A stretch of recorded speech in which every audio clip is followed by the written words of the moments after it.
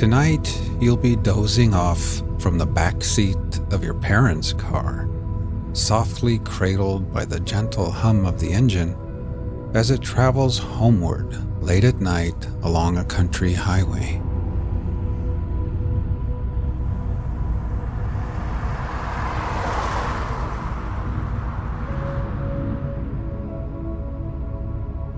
Imagine you are sitting in the back seat with your head nestled into a cozy pillow propped against the window. You are gazing out at the moonlit countryside, and on your face is a soft and secret smile.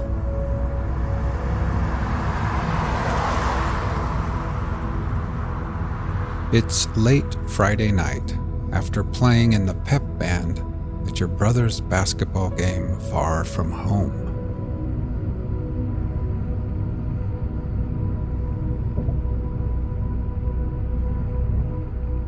Your kid's sister has nodded off already. She's laying across the wide seat with her head resting softly in your lap.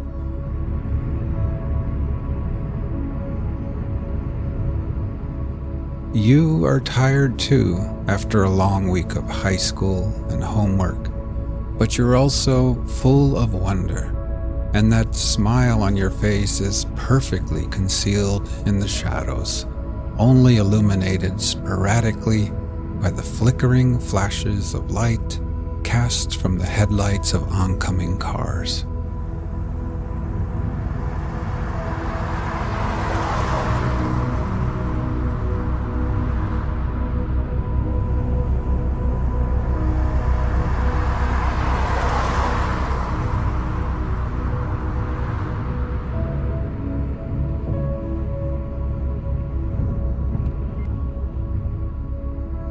You rest your forehead against the cool glass of the window. Every now and then, a distant farmhouse light appears, towering like a lighthouse in the dark, casting bright beams across the endless, waterless ocean of a prairie.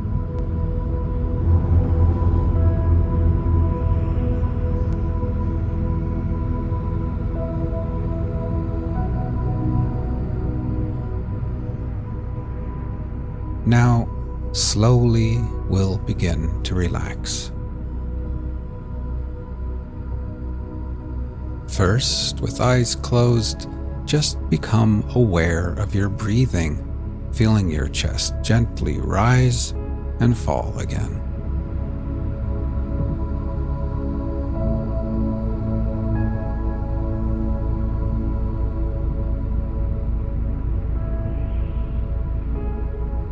Next, we'll try taking a few deeper breaths, filling our lungs with air, holding it, and then gently exhaling and letting it all go.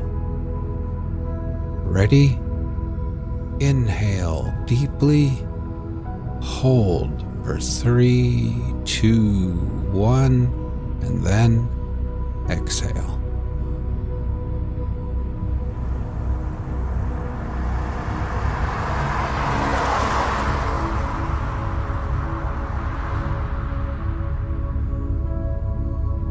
One more time. Breathe in deeply, hold for 3, 2, 1, and then exhale.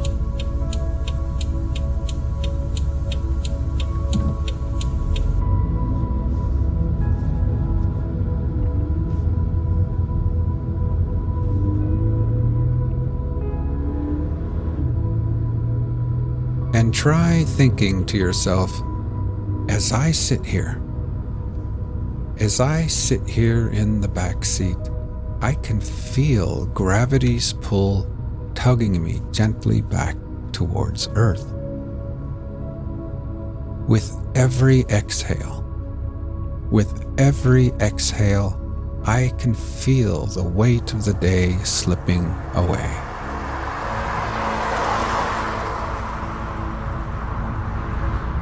I can feel my feet, my ankles, calves, knees, and my legs, each part of me relaxing deeper and becoming heavier and more relaxed.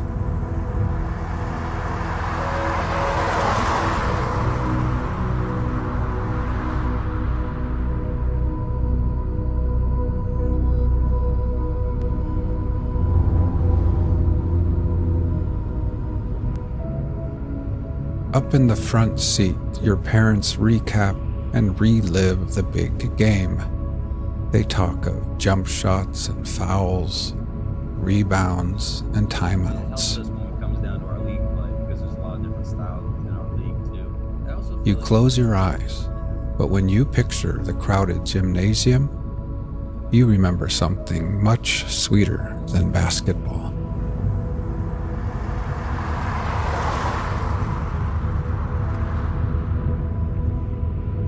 Your mind drifts back, but now the memory of the night is soothing and hypnotic, somehow quieter, as if it all played out in slow motion. Sneakers squeaking on the hardwood floor, cheers blasting out from spirit sections choreographed by cheerleaders and mascots. The aroma of popcorn and hot dogs snaking its way from concessions all the way through the hot air, above the teams and players and referees, and then high into the packed stands where you and the band played and cheered and sang. You quietly reflect on how unexpected your first love appeared in your young life. It feels as if the universe brought it to you slowly, and yet, in the end, also unexpectedly in a flash.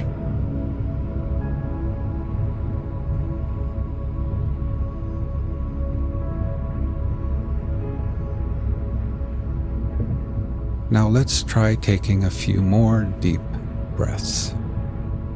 Ready? Breathe in deeply. Hold for 3, 2, 1, and then exhale.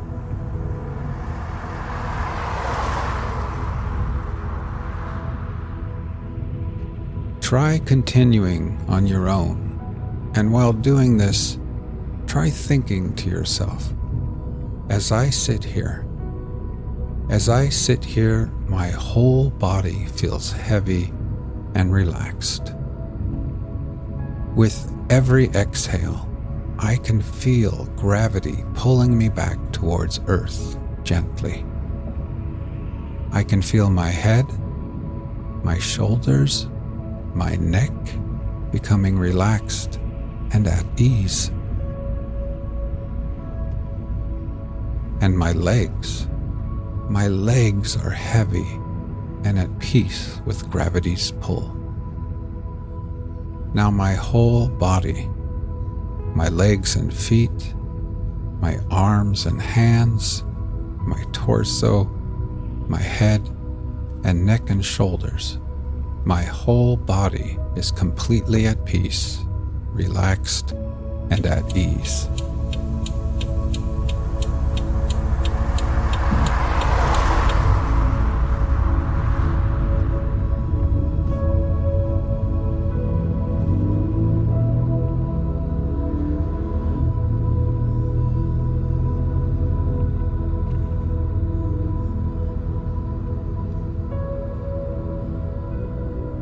For weeks and weeks at band practice and at games, you had played right there next to each other, bumping elbows, close enough to catch quick flashes of fragrances, close enough for smiles, quick glances, silly and innocent flirtations without considering really when and where or if you might actually ever kiss. And then, unexpectedly, tonight, it just happened.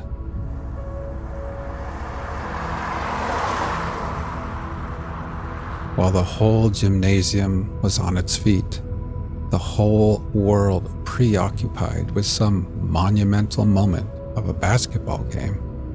It just happened right there in the minuscule universe between the two of you.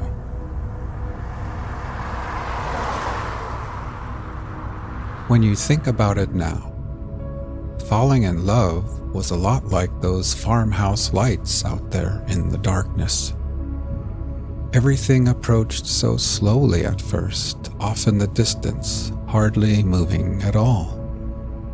And then, love gained momentum and approached you carefully and timidly, getting closer and closer, and before you knew it, before you both knew it, true love had rushed up on you in a heartbeat, irresistible and suddenly undeniable.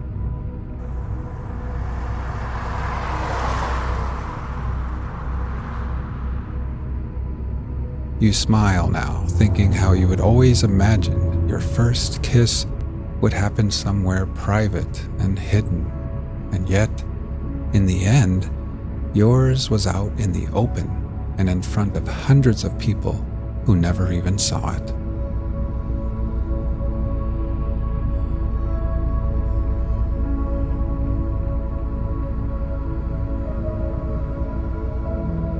As your parents dial in the AM radio, you finally close your eyes and lean back.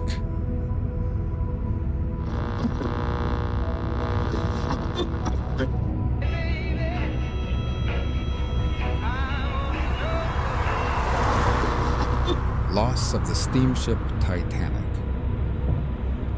Report of a formal investigation into the circumstances attending the foundering on April 15, 1912, of the British steamship Titanic of Liverpool after striking ice in or near latitude 41 degrees 46 minutes north, longitude 50 degrees 14 minutes west, North Atlantic Ocean, whereby loss of life ensued.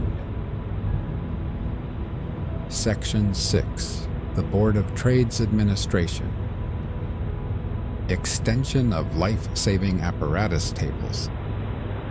It will be seen that I have given priority in importance to the form of ships' boats, rather than to their number on the principle that a few reliable boats are of greater value than a large number of indifferent ones. But if the former desirable condition can be obtained by the proposed alterations in our rules as to measurement, etc., we are freer to approach the question of adding to the number of boats provided for in the existing tables. As with the question of ratio D to B dealt with by the advisory committee last year, so with the question of boat increase and relative increase of cubic capacity dealt with by them on the same occasion, perhaps the board might inform the committee that they are not satisfied that a slightly different recommendation might not have been made had the matter been still further considered at the time. Referring to the table of boat capacities computed by them particularly, it might be helpful if the board laid before them for consideration the table, which I attach hereto and submit as showing a more reasonable proportionate increase in capacity than appears so far, in my opinion, in the other papers before us.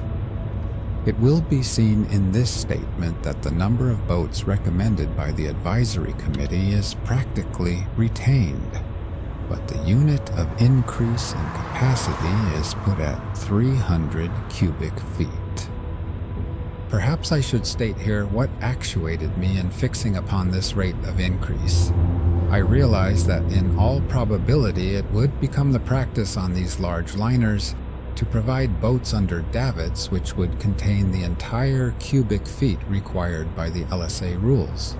That is, the quantity required by rule under davits plus the addition of 3/4. And it occurred to me that if, after the figure 5,500 cubic feet, the increase of capacity were uniform and moderate, It would result in a total at 1 3/4, which would, by incidence, fit in with the scale of boats already recommended as requisite in the report of the advisory committee, and in my own, that is, assuming that the boats are of 500 cubic feet. Example, take a vessel of 30,000 tons and under 35,000 tons. According to the table I submit, she would be required to have, by the 1 3/4 rule, a total boat capacity of 12,500 cubic feet, which at 500 cubic feet per boat equals 24 boats nearly.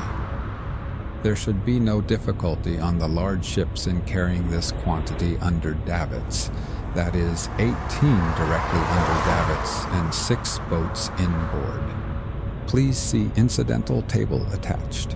Mr. A.H. Young, Professional Advisor of the Board of Trade. March 28, 1912. Please see the accompanying incidental table showing how this number of boats can provide for the 3/4 additional capacity also, if of about 500 cubic feet per boat to 600 cubic feet.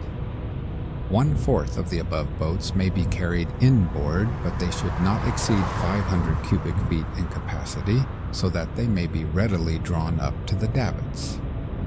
AHY, March 30th, 1912. Draft Amendment of General Rules. 1.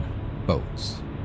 All boats shall be constructed and properly equipped as provided by these rules, and shall be of such form and proportions that they shall have sufficient freeboard and ample stability in a seaway when loaded with their full complement of persons and equipment.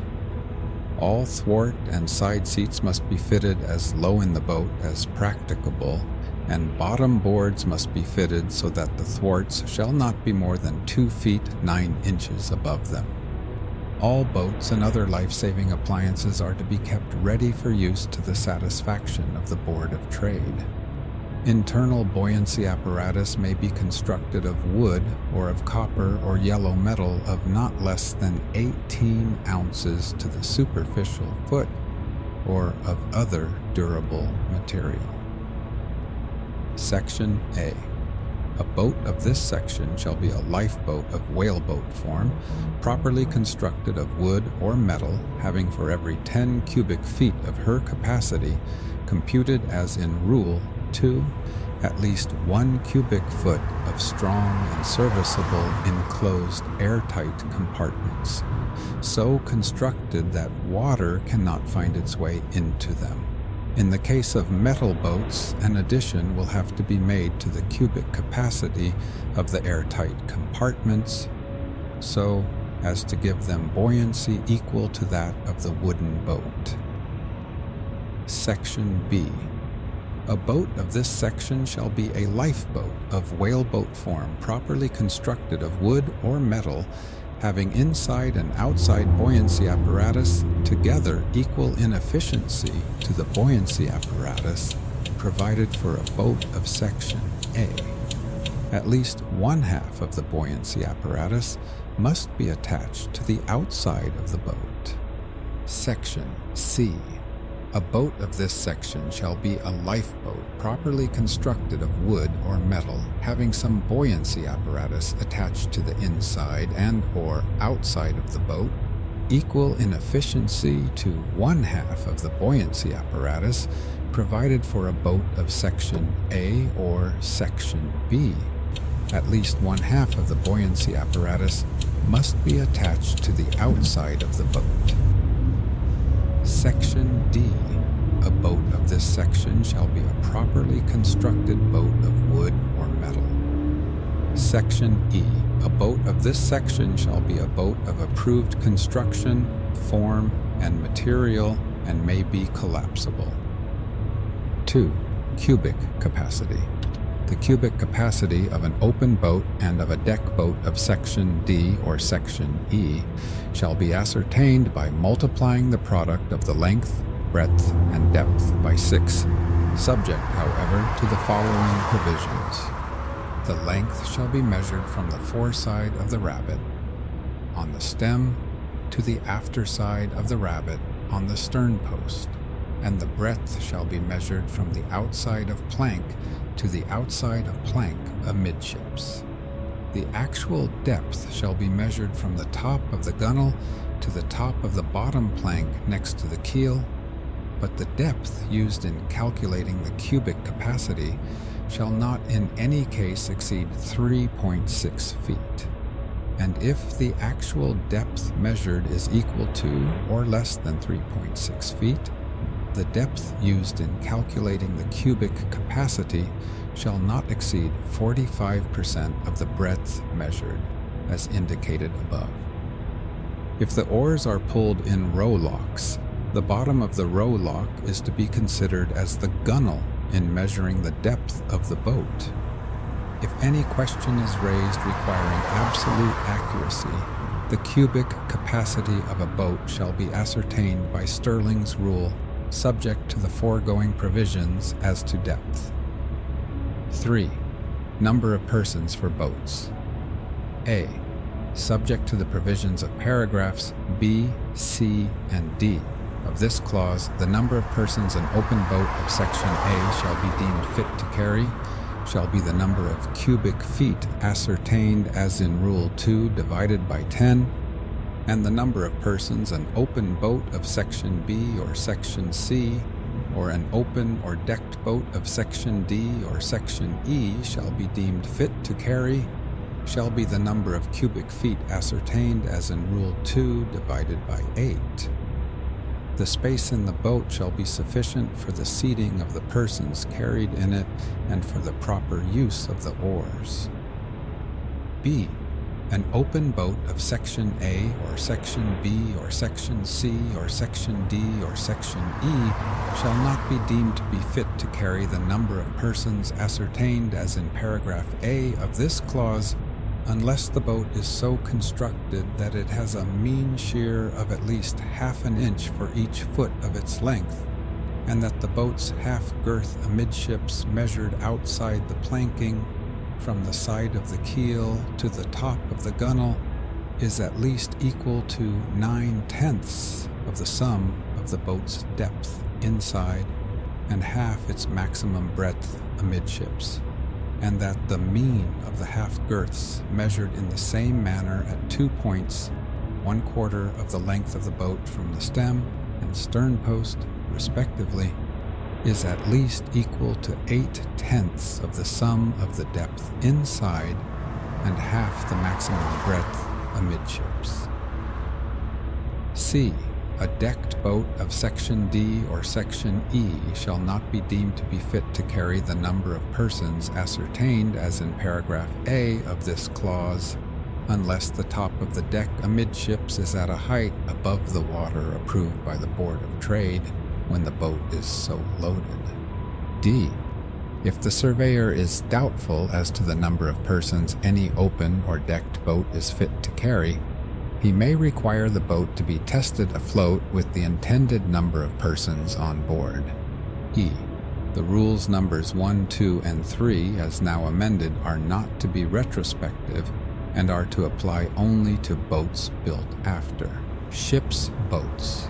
The salient feature of the reports of the board's officers on this subject is the consensus of opinion that the form of a boat is the chief factor to be considered in determining its value as a life-saving appliance. It has been found that while there are many boats of good form supplied to ships, there is yet a large proportion where the boats are not only not so good, but which can only be regarded as unsafe if they had on board anything approaching the number of persons for which they measure.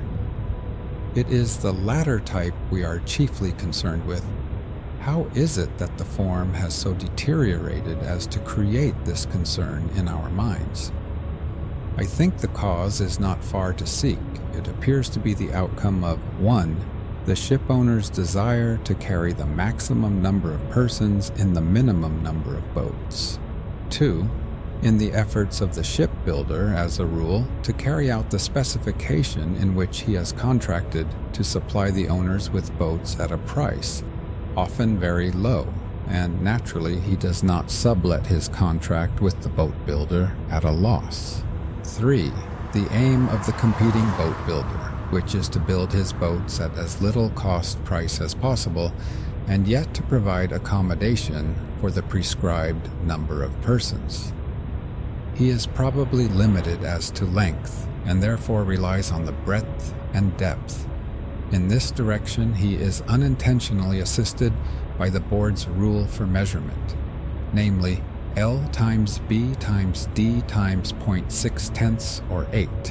So long, therefore, as he can obtain his breadth at one point for measurement purposes, it is quite immaterial to him how soon he finds a way to the ends, with the result that the stability of the boat becomes almost entirely dependent upon the form of a very limited midship section, or the still smaller proportion of same that would be underwater when in the loaded condition. The boat builder may be further restricted as to breadth, and therefore he again detracts from the form a boat should have by dispensing with shear and increasing the depth from keel to gunwale amidships. This method of building boats enables him to obtain the capacity required by the owner at the expense of the boat's stability and utility. No doubt when the life-saving appliances rules came into being, the divisors 10 and 8 for the different sections were deemed safe on the supposition that the usual full form of boat would not be largely departed from. Experience has shown, however, that form is frequently sacrificed for the unworthy objects referred to above, and it follows, therefore, that either the form should be improved or a heavier divisor laid down. It would, I think, be more effective to deal with form and devise a rule by which we can ensure that a boat will be reasonably safe with its load, not merely in smooth water, as in our recent test, but in a seaway.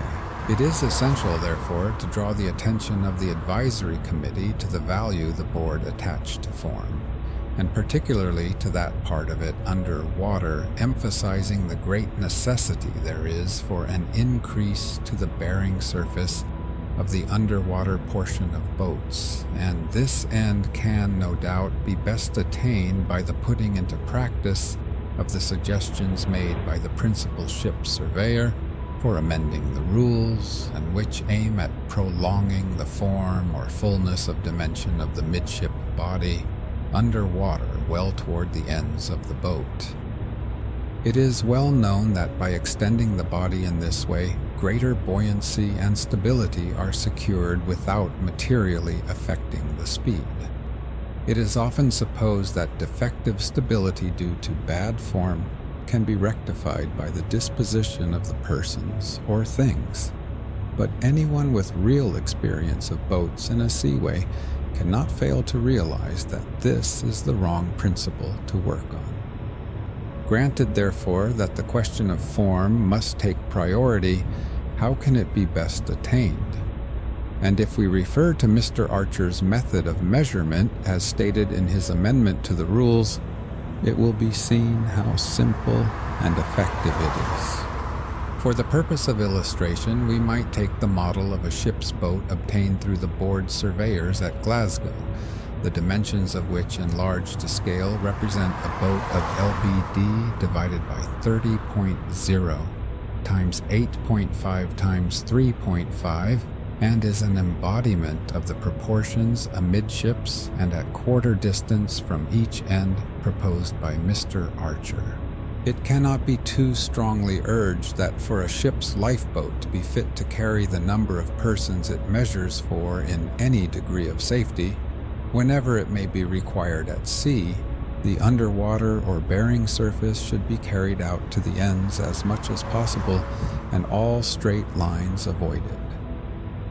The bows of many of the existing types of boat are examples of the worst possible form for safety, and the counters are as bad, if they can be said to have any. Depth. It appears from the reports that the most generally approved ratio of depth to the breadth is 4:10. This has been established not only by our long experience, but by the numerous tests recently conducted by the board surveyors at various ports, and the attention of the advisory committee might be drawn to this fact. It is, of course, necessary also to have a good freeboard, but a well-proportioned boat does not require so much freeboard as the commoner type, as with proper sheer and underwater surface she is easy in a seaway. If the gunwale is too high, there is loss of power over the oars, which is serious when, for the safety of the boat, she is required to be kept head-on to sea, and with a fresh breeze, even in a good boat, this is not always an easy matter. It is a matter for consideration that at the tests made by our surveyors, the conditions were most favorable, being usually in smooth water of a sheltered dock. And in not a few instances, considerable anxiety was felt for the safety of those on board when crowded in accordance to the existing rules. If it was thus in smooth water, one dare hardly contemplate the results in a seaway. If the ship owner does not see to it that a safe type of boat is provided, then the number of persons to be accommodated in boats which do not come up to the proportions deemed safe by the Board of Trade should be very considerably curtailed. AHY, March the 23rd, 1912. Construction of ships' boats. It will, I think, be useful to consider the principal factors that govern the dimensions of boats forming part of the life-saving apparatus in merchant ships. The minimum number and capacity of boats are determined by the regulations, and the capacity is determined by the product of the length, breadth, and depth of the boats. As the space on the ship in which to stow the boats is generally limited, it is generally found easier to increase their depth than the length or breadth, and this is further encouraged, I believe, by the cost of boats being quoted at so much per foot in length. The builder or owner determines the dimensions of the boat builder is concerned merely with the construction and, in most cases, usually their form or lines. Attention has been called by the Mark Lane surveyors to the form and proportions of the boats used in the Royal Navy. The proportion of depth to breadth is greater than is apparent from the particulars given, as all boats larger than a 30-foot gig have 6.5-inch washboards above the gunwale, and even the gigs and many of the smaller boats have portable washboards. It must also be remembered that all the Navy boats are square-sterned except the whaleboat, and are designed with easy lines so as to make good sailors. No air cases are fitted, and the seats are kept very low. The boats are not provided simply as life-saving appliances. As a matter of fact, the life-saving equipment of a warship is extremely small. It is true that each type of boat is given a certain life-saving capacity, which is ascertained by crowding in as many men as practicable with boat in still water and all equipment on board. This number agrees closely with that obtained by the board's rule L times B times D times 0.68. These boats, moreover, have a much smaller freeboard than is considered desirable in the merchant navy, but the occupants are all under discipline and in charge of experienced seamen. In the mercantile marine, it may and often does happen that the boats are crowded with panic-stricken men, women, and children, and instances have occurred, I believe, wherein there has not been a single man in the boat who has ever handled an oar before. Having these points in view, I do not agree that the Navy type of boat is the most suitable for our purpose. The chief desiderata in a ship's boat as a life-saving appliance are: 1. To carry the maximum number of people without overcrowding, and with 2. A reasonable amount of stability and freeboard. 3. And without undue interference with the use of oars. 1. Is almost wholly dependent on the length and breadth of the boat, provided 2. Is satisfied. Depth has very little influence on it. For example, take a boat 30 by 9 by 3.5. 567 cubic feet by our rule, as a Section D or E boat, it should carry 567 divided by 8 equals 72 people. Such a boat should allow 30 by 9 by 8 over 72 equals 3 square feet of area per person at the gunwale, which should be ample if all sit in the bottom, who cannot find seating room on the side benches or thwarts. 2. Stability and freeboard are dependent upon the boat's breadth, depth, and form.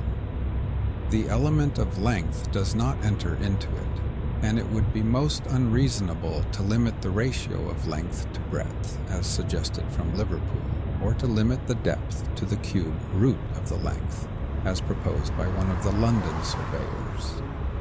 Mr. Gemmell gives particulars, mass 26,298 of 4 boats tested, which proved to have ample accommodation and stability for the complements allowed by the regulations. The ratio of depth to breadth varied from 0.41 to 0.45.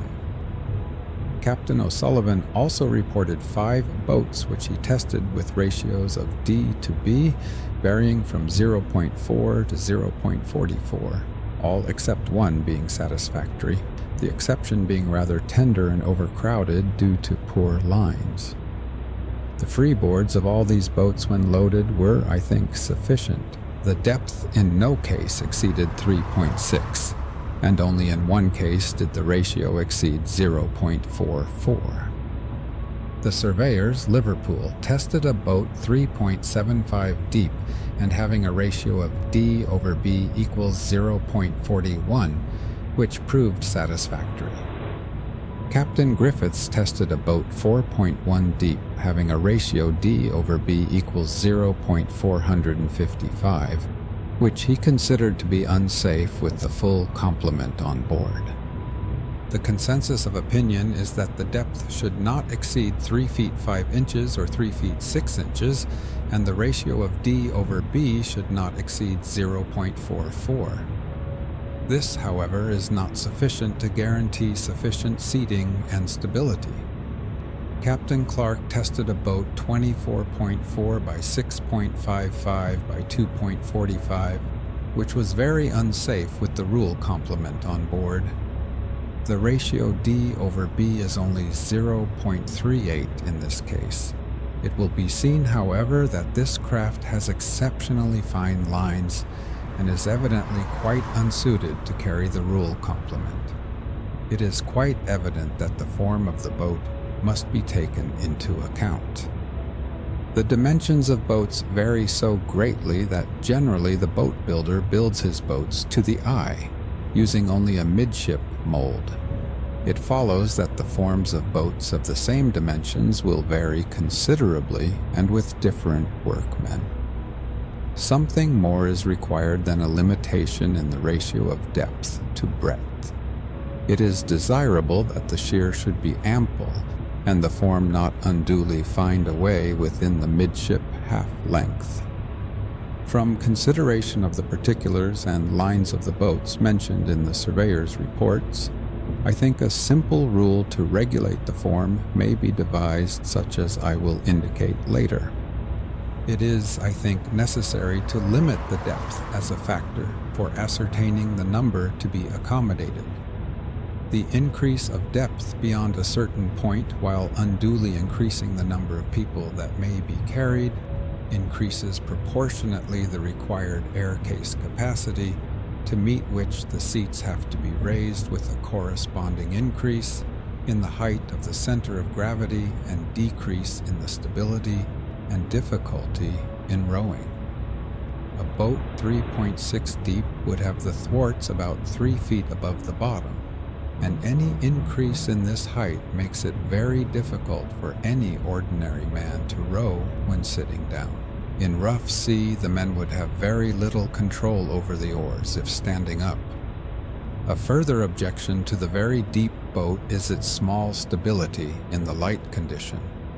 It is not, I believe, an unusual occurrence for such boats to capsize in rough weather, before the passengers or crew can be got into them, and I have myself seen such a boat capsize in dock with only 2 men in it, due to lumpy water and a stiff breeze catching it on the beam when coming out of the shelter afforded by the dock wall.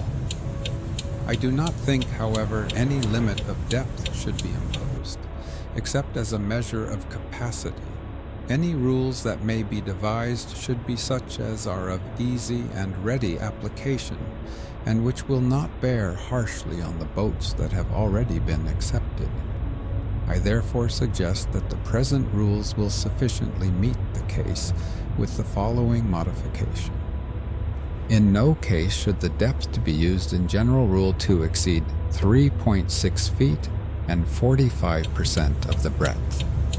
In all cases where the actual depth is 45% of the breadth or less, the maximum number of persons, as ascertained by Rule 3, should not be allowed unless the boat has been found capable of carrying that number by actual test in the water, or unless the boat has at least 1/2 inch of shear per foot of length, and the half girth amidships measured outside the plank from the side of the keel to the top of the gunwale is at least 90% of the sum of the depth and the half breadth, and the mean of the half girths as similarly measured at 1/4 the boat's length from the stem and stern post are at least 80% of the sum of the midship depth and half breadth.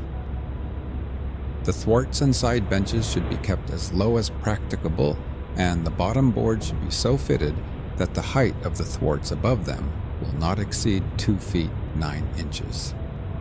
AJD, January 27, 1912. Mr. A.J. Daniel, Acting Principal Ship Surveyor to the Board of Trade. It should be stated that the new committee on bulkheads mentioned in the paragraphs of this letter, which deals with Rule 12, has now been formed. Subsequently, Sir Walter Howell wrote and sent 3 letters to the Advisory Committee, which were as follows. Board of Trade, Marine Department, 7 Whitehall Gardens, London, S.W., April 20th, 1912.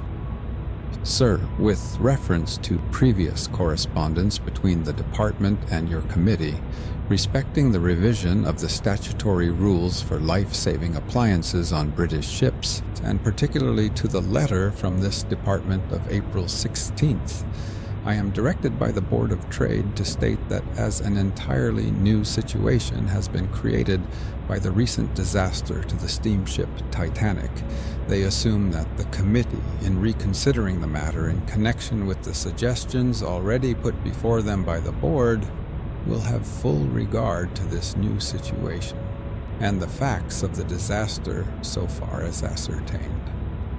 As you are doubtless aware, suggestions have been made in the House of Commons and elsewhere to the effect that, in view of the loss of the Titanic, action should be taken by the Board of Trade in regard to certain questions other than those expressly dealt with in the life-saving appliances rules. For example, in regard to 1. Steamship routes in the North Atlantic, 2. the speed of steamers where there may be dangers to navigation, and 3. the provision and use of searchlights on large passenger steamers. And the Board would be glad to know the Committee's views in regard to these and any other suggestions which may have come to their knowledge intended to diminish the risk or to mitigate the effects of accidents to passenger vessels at sea. I am, etc., Walter J. Howell. The Secretary, Merchant Shipping Advisory Committee, Board of Trade, Marine Department, 7 Whitehall Gardens, London, S.W., April 24th, 1912. Sir, with reference to previous correspondence between this department and your committee respecting the revision of the statutory rules for life-saving appliances on British ships, and particularly to the letter from this department of April 16th, in which you were informed that the question of the proposed amendment of the rules so as to admit of decked lifeboats being stowed one above another or one under an open lifeboat was under consideration, I am directed by the Board of Trade to state, for the information of your committee, that the Board of Trade will be glad if the committee will consider whether any, and if so what, amendments of the rules, and in particular of the rule of April 19th, 1910, and the rule of June 14th, 1911, are, in their opinion, desirable with the object of supplementing the boats immediately under davits by as much additional boat accommodation as is practicable, having regard to the new situation which has been created by the recent disaster to the steamship Titanic. A plan illustrating the principle is being prepared so as to be in readiness for your committee by Friday. I am, etc., Walter J. Howell. The Secretary, Merchant Shipping Advisory Committee, Board of Trade, Marine Department, 7, Whitehall Gardens, London, Southwest, April 25th, 1912. Sir, with reference to previous correspondence respecting the proposed revision of the statutory regulations as to boats and life-saving appliances on ships, I am directed by the Board of Trade to state, for the information of the Merchant Shipping Advisory Committee, that apart from the questions which have been raised regarding the boat accommodation on vessels over 10,000 tons, it seems desirable to consider whether the provision of boats and other life-saving appliances required by the rules in the case of vessels under 10,000 tons is satisfactory, or whether the rules or the boat scale should be altered in respect of their application to such vessels. And the Board would be glad to be favored with the observations of the committee on this point, in addition to those that have already been referred to them. I am, etc., Walter J. Howell. The Secretary, Merchant Shipping Advisory Committee. To these letters, the Advisory Committee sent the following answer. Merchant Shipping Advisory Committee, 7, Whitehall Gardens, London, Southwest, April 27, 1912. Sir, we are desired by the Merchant Shipping Advisory Committee to inform you that your letters of the 16th, 20th, 24th, and 25th instant were brought before the committee at a meeting held yesterday. The committee fully recognized that the proved impossibility of keeping such a vessel as the Titanic afloat after a collision with ice until the arrival of outside succor has created an entirely new situation, which was neither in the contemplation of the Board of Trade nor of the committee in the consideration of the extension of the existing boat scale in regard to vessels of 10,000 tons and upward. In advising on such extension in July last, the committee aimed at providing ample boat accommodation on large passenger vessels in accordance with the principles that were adopted by the original Life-Saving Appliances Committee, and which principles had apparently been fully justified by many years of experience. It is with satisfaction that the committee note that the Board of Trade, apart from the new possibilities demonstrated by the loss of the Titanic, agreed in the essentials with the recommendation of the committee. In face of the new facts, the committee at their meeting yesterday reopened entirely the question of the revision of the boat scale for large passenger vessels, with a view of providing the maximum of protection for the passengers and crew in the event of an overwhelming disaster, whilst at the same time maintaining the principles in regard to the stability and seagoing qualities of the ship itself, and to the prompt and efficient handling of the boats carried under the existing scale, which hitherto have proved not only essential to safety, but also adequate for all ordinary emergencies. The questions involved are not free from difficulty, but they will receive the immediate attention of the committee. Pending their consideration, the committee note that assurances have been received by the Board of Trade from representatives of most of the large passenger lines to the effect that every effort will be made to equip their vessels at the earliest possible moment, with boats and rafts sufficient to accommodate all persons on board. In regard to the recommendation forwarded with the committee's letter of July 4th last, that the Board of Trade should, having regard to the developments in shipbuilding since the report of the Committee of 1891 on spacing and construction of watertight bulkheads, review the requirements designed to attain the standards at present enforced under Rule 12, the Advisory Committee note that the Board of Trade have under consideration the appointment of a committee of equal standing to that of the Committee of 1891.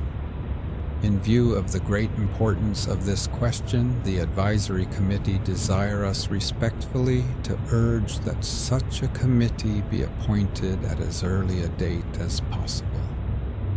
The subject of the general revision of the statutory regulations as to boats and life-saving appliances on all ships, which, apart from the questions regarding the boat accommodation on vessels over 10,000 tons, is for the first time referred to the Advisory Committee by the letter of the 25th instant, together with the particular questions raised in the letters of the 16th, 20th, and 24th instant, are also receiving the immediate attention of the committee. At yesterday's meeting, subcommittees were appointed to give immediate consideration to the subjects requiring detailed examination. These subcommittees will pursue their inquiries concurrently, and we are desired by the Advisory Committee to inform you that their investigation into the revision of the life-saving appliances rules will be proceeded with as expeditiously as possible.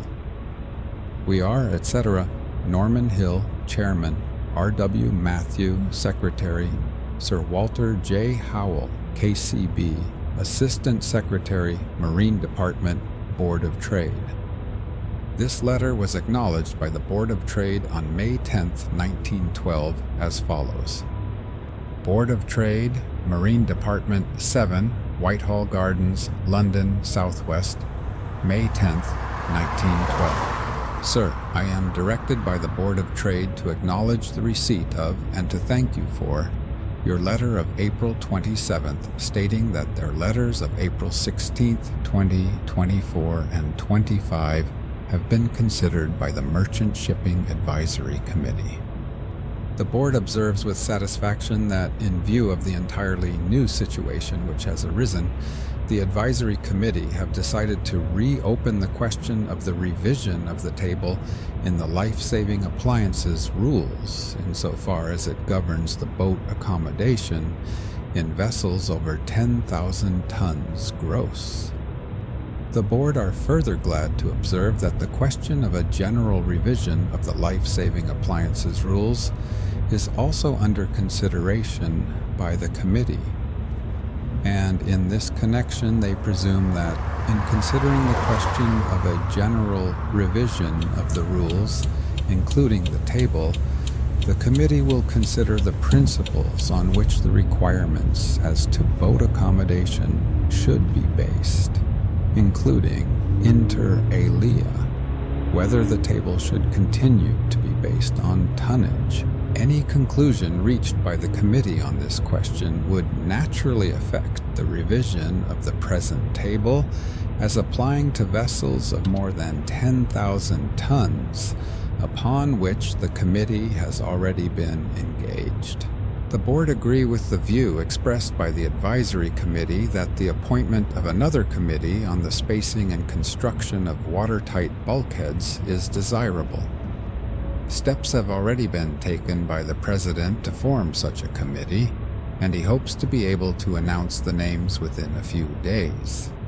A further communication on this point will be addressed to the committee in the course of a few days.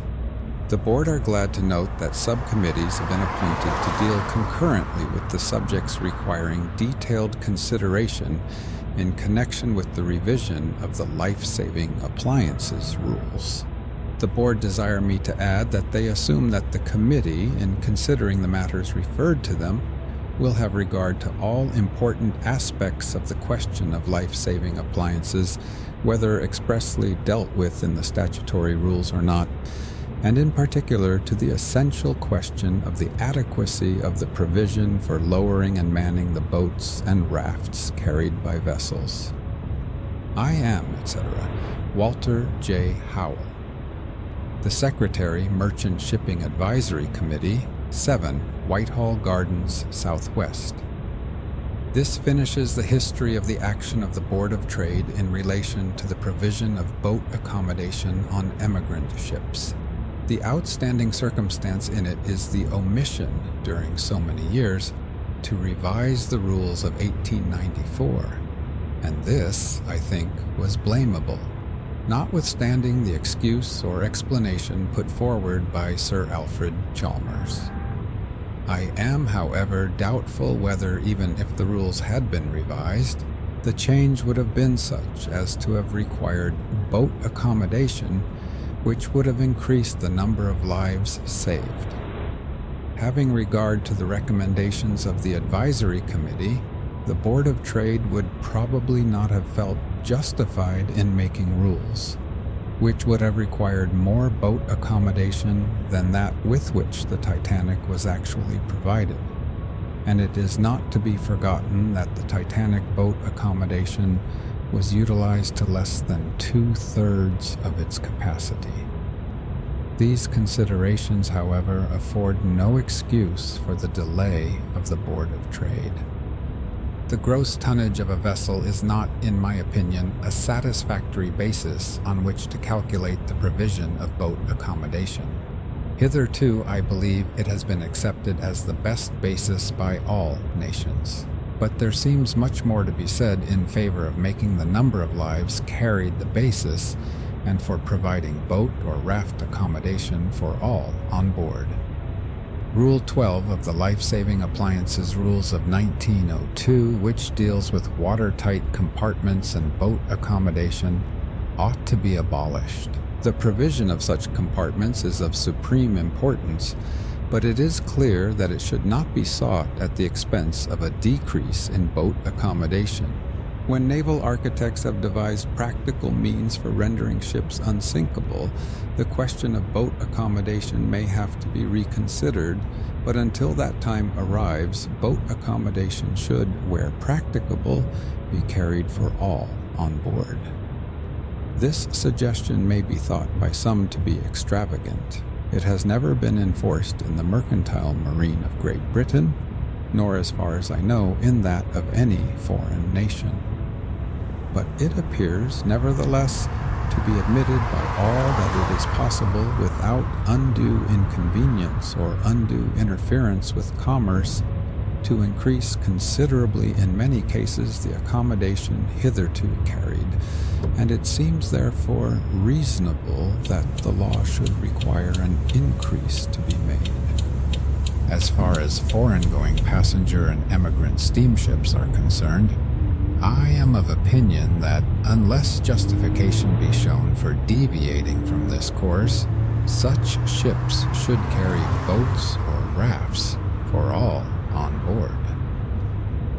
With reference to the second branch of the complaint against the Board of Trade, namely that their officials had failed to exercise due care in the supervision of the vessel's plans and in the inspection of the work done upon her, the charges broke down. Suggestions were made that the board's requirements fell short of those of Lloyd's registry, but no evidence was forthcoming to support the suggestions.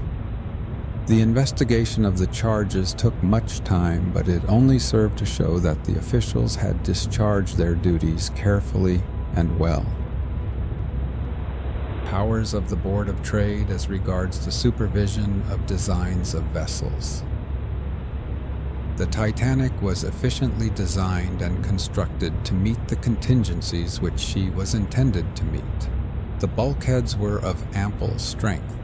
They were sufficiently closely spaced and were carried up in the vessel to a height greater than sufficient to meet the requirements of the 1891 Bulkheads Committee. but I am advised that the ship could have been further subdivided so that she would probably have remained afloat longer than she did. The Board of Trade have, however, apparently no power to exercise any real supervision in the matter of subdivision. All they have express power to insist upon in this connection with respect to any steam vessel is that there shall be 4 watertight bulkheads, a provision quite inadequate for safety in a collision damaging the vessel abaft the collision bulkhead. They can also, if invited by the ship owner, but not otherwise, exercise supervision under Rule 12. This supervision, I am told, they have been invited to exercise in only 103 cases over a period of 18 years. In 69 of these cases, the board have expressed their satisfaction with the subdivision provided. It seems to me that the board should be empowered to require the production of the designs of all passenger steamers at an early period of their construction, and to direct such alterations as may appear to them to be necessary and practicable for the purpose of securing proper watertight subdivision.